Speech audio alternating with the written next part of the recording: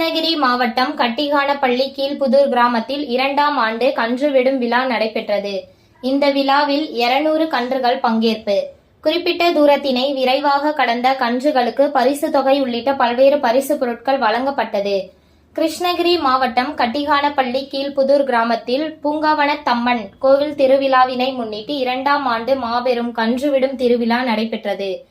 இவ்விழாவில் பர்கூர் காளிகோவில், வேப்பனப்பள்ளி, குருவிநாயனப்பள்ளி, வரட்னப்பள்ளி, தர்மபுரி, திருப்பத்தூர், ராயக்கோட்டை, பூவத்தி, சிக்கப்பூவத்தி, ஒசூர் என மாவட்டத்தின் பல்வேறு இடங்களில் இருந்து 200 கன்றுகள் பங்கேற்றிருந்தன. அரசின் வழிகாட்டுதலின்படி நடத்தப்பட்ட இந்த கன்றுவிடும் விழாவில் கலந்து கொண்ட அனைத்து கன்றுகளும் வாடிவாசலுக்கு கொண்டு வரப்பட்டது. பின்னர் ஒவ்வொரு கன்றுகளாக அவிழ்த்து விடப்பட்டது.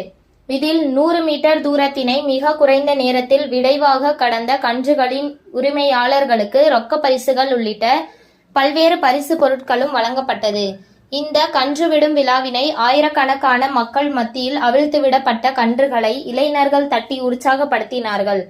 இந்த கன்றுவிடும் விழாவினை கட்டிகானப்பள்ளி கீழ்புதூர் ஊர் பொதுமக்கள், இளைஞர்கள் மற்றும் KKK பாய்ஸ் ஆகியோர் சிறப்பாக செய்திருந்தனர்.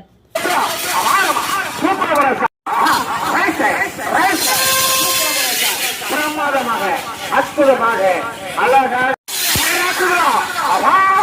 சூப்பரா 7 செகண்ட் 0 9 5 செகண்ட் 66 5 செகண்ட் 66 வாழ்த்துக்கள் தப்பி நாசி வாழ்த்துக்கள்.